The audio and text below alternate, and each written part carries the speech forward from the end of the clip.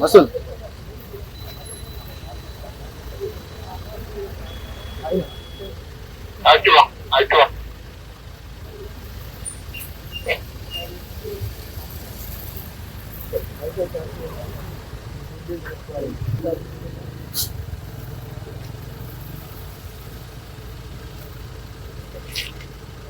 Hi hello నమస్తే welcome to the 3 news. నేను మీ శివంతి. So మనం ఇప్పుడు రాజన్న సిరిసిల్ల జిల్లా పట్టణ కేంద్రంలో ఉన్నామండి.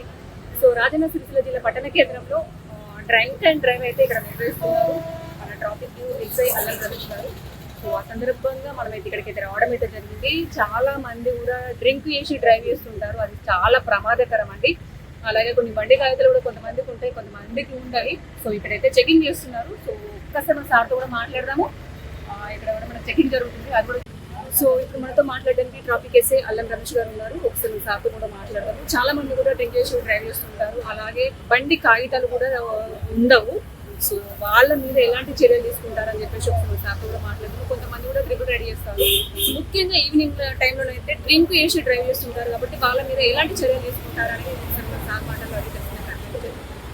ఎలా ఉన్నారు? అంటే మనము ప్రస్తుతం జరుగుతున్న విషయాలలో మనం ఈ రోడ్డు పైన యాక్సిడెంట్లకు ప్రధాన కారణము మైనర్ డ్రైవింగ్, తాగి వాహనాలు నడపడము, దాంతోపాటు వితౌట్ నెంబర్ ప్లేట్స్ అంటే వాళ్ళు వాహనాలను రిజిస్టర్ చేయకుండా కానీ లేదంటే నెంబర్ ప్లేట్లను వంచడం కానీ ఇలాంటివి చేసి ర్యాష్గా డ్రైవ్ చేయడం జరుగుతుంది. సో వాటిని తగ్గించడానికి మా ఎస్పీ గారి ఆదేశాల మేరకు, సిఐ గారి ఆదేశాల మేరకు, డిఎస్పీ గారి వీళ్ళందరి ఆదేశాల మేరకు మేము మ్యాక్సిమం వెహికల్ చెకింగ్స్ అన్ని తాగి ఎవరైతే సాయంత్రం పూట మ్యాక్సిమం తాగి వాహనాలు నడుపుతుంటారు వాళ్ళు ర్యాష్గా నడుపుతుంటారు.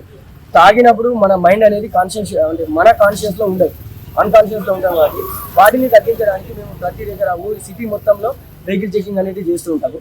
ఇందులో తాగి నడపడం వల్ల యాక్సిడెంట్లు మ్యాక్సిమం ఎక్కువ జరుగుతుంది. సో వాటిని కంట్రోల్ చేయడానికి ఈ వెహికల్ చెకింగ్ అన్నీ జరుగుతుంది.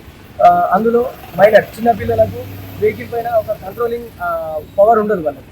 సో సడన్గా ఇలా ఏదైనా సిచ్యువేషన్ ఏర్పడినప్పుడు వెహికల్ని కంట్రోల్ ఏ విధంగా కంట్రోల్ చేయాలో వాళ్ళకి తెలియదు. కాబట్టి చిన్నపిల్లలు మ్యాక్సిమం వెహికల్ ఇవ్వద్దు, వాటిపైన ఇస్తే కఠిన చర్యలు ఉంటాయి.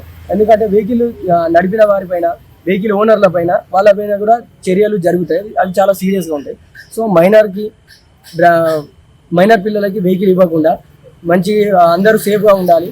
సో తాగి నడపకుండా అందరి ప్రజా శ్రేయస్సుకు అందరూ తోడ్పడాలని చెప్పి మా పోలీసుల యొక్క మా ప్రధాన కోరిక, మా ప్రధాన కర్తవ్యం కూడా.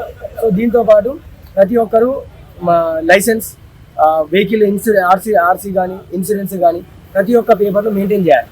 దాంతోపాటు మాకు పోలీసులకి సిబ్బందికి మంచిగా సహకరించి ప్రతి విషయంలో మాకు తోడ్పాటుగా సమాజ శ్రేయస్సులో మీరు కూడా మంచి భాగం కావాలి, పాలు పంచుకోవాలి, మాకు సపోర్ట్ ఇవ్వాలని చెప్పి పోలీస్ తరఫున నేను కోరుకుంటున్నాను. ఈ ప్రస్తుతం ఉన్న ఈ సిచ్యువేషన్లలో యాక్సిడెంట్లే ప్రధానంగా, ఎందుకంటే యాక్సిడెంట్ల వల్లనే చాలా వరకు ప్రాణాలు కోల్పోతున్నారు. సో వీటిని తగ్గించడమే మా ప్రధాన కర్తవ్యం. సో దానికి మీరు కూడా హెల్ప్ చేయాలని చెప్పి నా తరఫున కోరుకుంటున్నాను. Thank you. తాగిన వారిపైన మేము ప్రస్తుతం చాలాన్ చేస్తాము. చాలాన్ చేసి ఆ చాలాన్ వాళ్ళను కోర్టుకు రాస్తుంటాం. సో చాలాన్ అనేది కోర్టులో డిస్పోజ్ అవుతుంటుంది. సో జడ్జి గారి ఆదేశాల మేరకు వాళ్ళ యొక్క ఏ రకంగా ఫైన్ వేస్తారో ఆ ఫైన్ ప్రకారము ఫైన్ అవుతుంటుంది. దాని తర్వాత ఒకవేళ ఎక్కువ తాగి ఉంటే వాళ్ళకి జైలు కూడా పడుతుంటుంది. సో ఎక్కువ తాగిన వాళ్ళకి జైలు, తక్కువ తాగిన వాళ్ళకి ఫైన్, దీని ప్రకారం ఉంటుంది.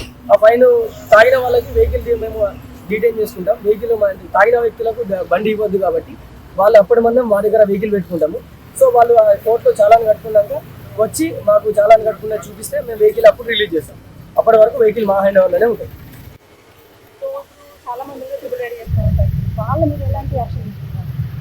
యాక్చువల్గా ట్రిపుల్ రైడ్ అనేది ప్రస్తుతము చాలా వరకు జరుగుతుంది. ట్రిపుల్ రైడ్ దీంతో పాటు రాంగ్ రూట్ కూడా కొన్ని పబ్లిక్ ప్లేస్లు, చాలా రద్దీగా ఉండే ప్లేస్లలో ఎక్కువ దూరం తిరగాల్సి వస్తుందని చెప్పి ఈ రాంగ్ రూట్లో రావడము, ట్రిపుల్ రైడ్ రావడం జరుగుతుంది. ట్రిపుల్ రైడ్ వాళ్ళకి చాలాన్ ఉంటుంది, ఆ చాలాన్ చేస్తాము.